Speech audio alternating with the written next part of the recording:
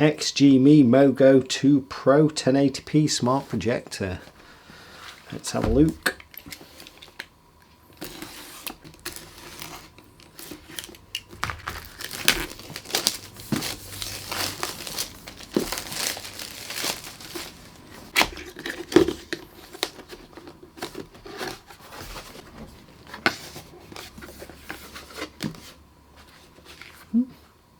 Netflix installation guidelines, interesting.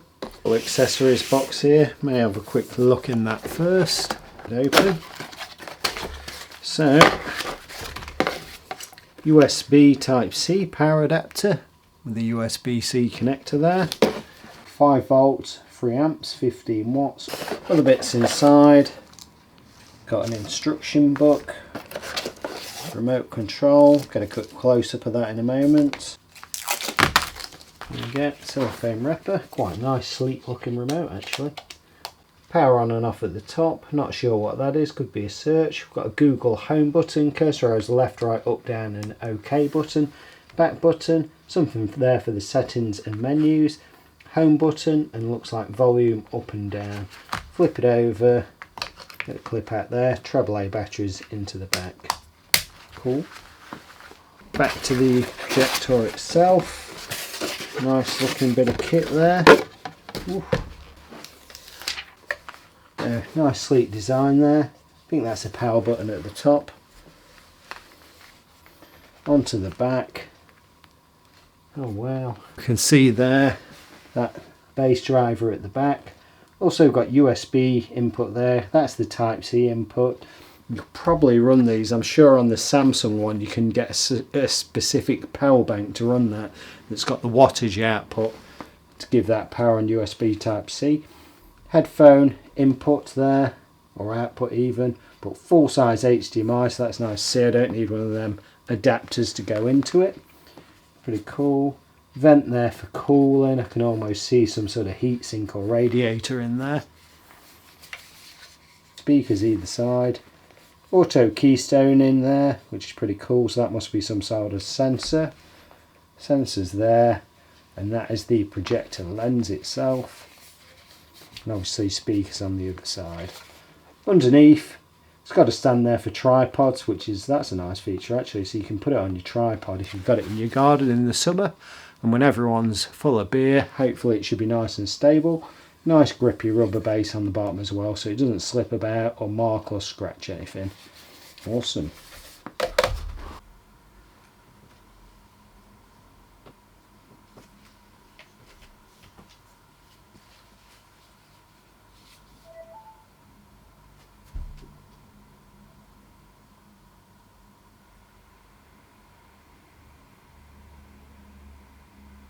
Tea is ready.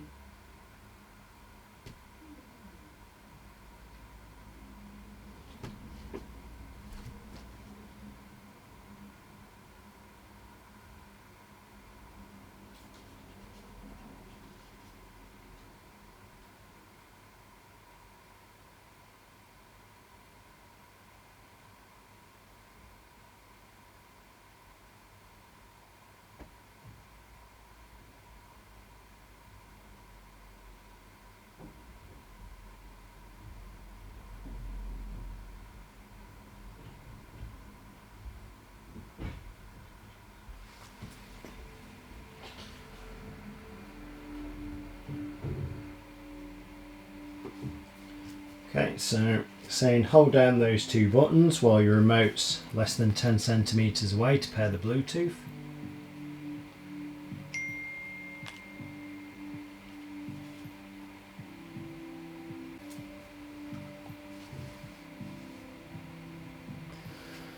So you can quickly set up your Android TV with your Android phone. I'm actually going to do that.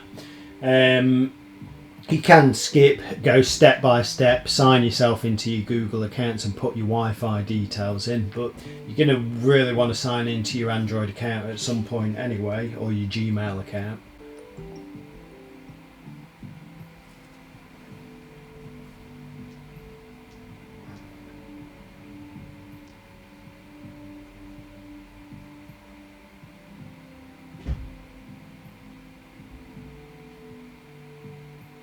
set up my device.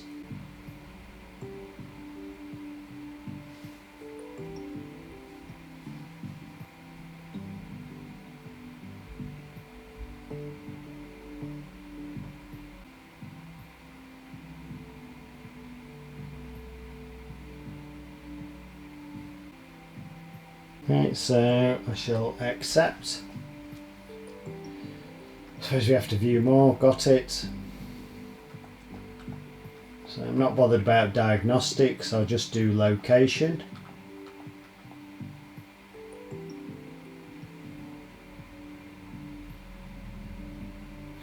Get better voice control of your TV. Personal results, not bothered about that. Don't want emails either. And I'm not bothered about those services. I'll have downloader, so downloader, you can download those third-party apps from other providers. Spotify, code is good for some people, and MX Player as well, but you can add those at later dates. So I'll say continue there.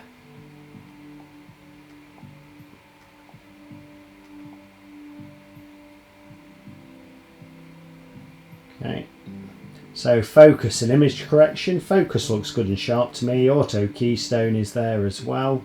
So it's telling us press the button when we need to go to it and it will do it automatically, or if we move the projector around as well, it will automatically re-keystone it.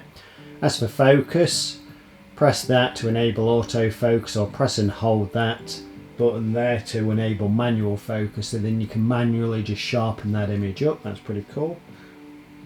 Wondered what that button was for. Manual keystone correction as well. If it doesn't get it right, like mine's a bit off there, I can pull it to make it correct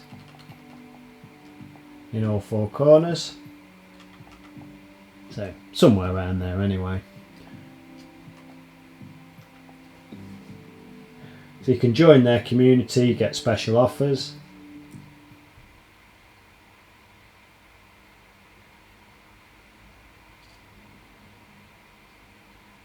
Pretty cool. So nice bright pictures to start with. I've got it set to about 60 inches. On the settings button on the projector remote, press that. We can go keystone correction. These are the shortcuts. Image mode, so you've got different image modes there. I'm on custom. Sound settings. So sound movies, sound output, internal speaker. You've got an analog audio output, and I think it's got Bluetooth as well, so you can connect a separate Bluetooth speaker to it. I'm actually just using the projector's inbuilt speakers for this demo. 3D video setup, sleep timers, all settings. I suppose if you've got it in your bedroom, you can set sleep timer and go to sleep. So you can see I'm signed in there on my Google account, just so I can go to the App Store, download other apps. Projector settings we've got there, so you've got your brightness modes. So I think I'm on Vivid, you could go Cinema Bright. Performance, you get a warning about overheating, make sure you're not doing it in hot conditions, so I thought I'd steer clear of that. Keystone correction, it's got auto keystone correction, so you move the thing about and it should right itself. Pretty cool. Or you can go manual keystone correction, and you can automatically you can manually square your picture up there.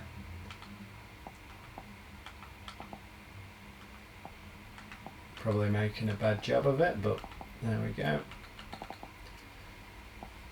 Okay, image zoom.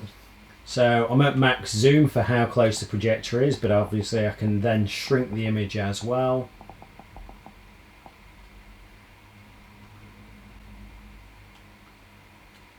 Come out of there, I can go to image displacement, so I can move the image around anywhere in that box using the remote. But I'll just zoom the image back up.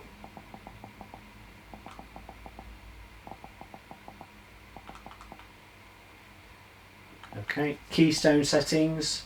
So you can restore keystone there, auto keystone on startup, auto keystone upon motion. So probably on startup in case you've just plonked it in a new position, and obstacle avoidance and screen alignment there as well. There is a focus setting, so you can calibrate the focus, which I've done, and that did do a good job because I couldn't get the focus right, so I've lost where it is now. should be in here. Focus calibration, you go through there. It tells you to place a projector at a certain distance. It will then calibrate its focus. And we've got auto eye protection as well to do with brightness, so it will dim it down, and eco mode. So it's saying when you're using a third-party adapter or power bank, you can turn the eco mode on. It will draw less power unless you've got a power bank that can kick out 3 amps. But just come out of there again. Okay, and because it's Android TV, you can put your own apps on there. So you can either go Google Play Store, or you can add other apps to your favourites. So I've put Downloader on there, so you can put Downloader on. You can get third-party apps as well, so people are into sports, all that stuff. Certain apps you can download. I've now connected HDMI direct from my Freeview HD recorder to the projector. Just going to check out live TV on BBC One HD. With specialist teams and social workers. As for the other families who have women and children being held in Gaza, they will have to wait day by day to see if their loved ones are included in the lists of those to be released during the ceasefire, which initially is due to last for 4 days. Migration to the UK hit a record level last year, nearly 750,000 people, more than originally thought. Net migration is the difference between the number of people coming to live here and those leaving. The latest figures from the Office for National Statistics also show, though, that the rate may now be slowing. The government said migration was putting unsustainable pressure on communities and that there was more work to do. Labour said the figures showed a failure of asylum and of the economy. Here's our home editor, Mark Easton. The number of people in England and Wales has increased in 1 year by the equivalent of the population of Sheffield, and a bit more. Official estimates suggest the total last Stadium in Singapore, they take on the Italian champions, Juventus. Spurs include the likes of Dele Alli, Heung-min Son and Toby Alderweireld in their starting 11. Juventus versus Tottenham Hotspur, a fixture many in his kind of area. Heung-min Son for Spurs. They can't sneak it in terms of form from that moment on. Into Mandžukic's great ball. And he directed it to the corner. And those two work it again. 4-on-3 here for Spurs. Son, well laid off, and Buffon makes a fine save. He's guided in by Eric Lamela. Troy Parrott denied on the first attempt, but Lamela is there to beat Buffon. Spurs have been the better team, and on the half hour, they lead Juventus. The foul to me on the edge of the penalty area. We play on. I believe it was. And Pjanic, Higuain, well worked, Gonzalo Higuain buries it, but he is a true finisher, and he's done it against Tottenham Hotspur before in the Juventus shirt. The man back from Chelsea. Okay, credit to Ubisoft for this next one. It's Star Wars Outlaws, next gen game trailer. These are dangerous times. At least that's what I hear. The Empire? They're everywhere.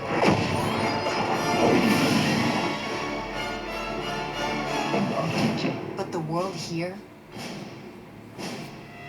belongs to the syndicates.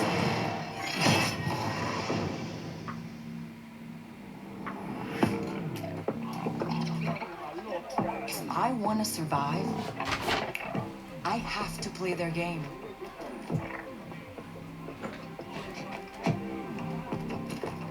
Looks like I'm all in.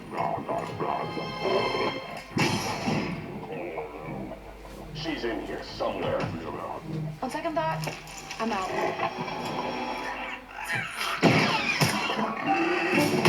There she is.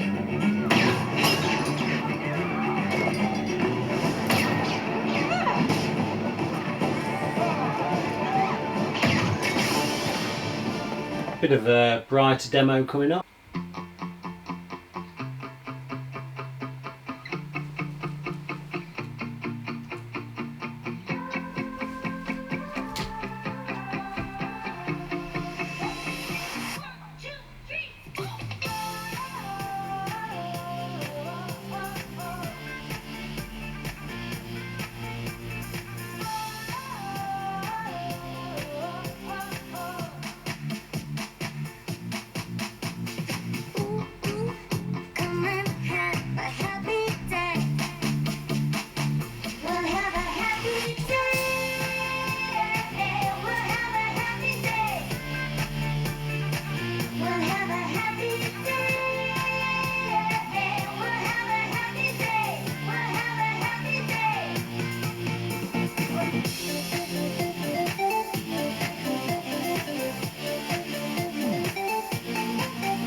quick apology to the people who sent me this, because I should have had it out months ago, and I was planning, I put a screen up in my back garden so we could have it out there in the summer, but because the summer never really worked out very well this year, I never got round to doing it, hence why I'm doing it on my bedroom wall now. Quick look at the home screen. So same as on your Android TV, I suppose. You've got your Google Play Store there, Google Music or YouTube Music, Google Play Games, Prime, YouTube, Google Play Movies and TV, TED Downloader, and then you can add all your other things, highlights from Prime, YouTube Recommended, TED Latest Talks, featured by Google Play, so Apple TV, Disney, all that stuff, ITVX is there, DAZN, and some others, Spotify, recommended from YouTube Music.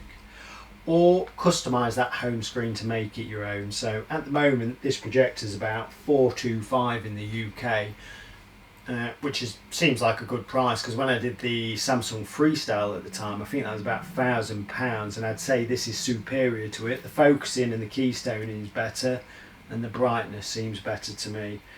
£425. I'll put a link below and have a look. So that is all for now. Goodish.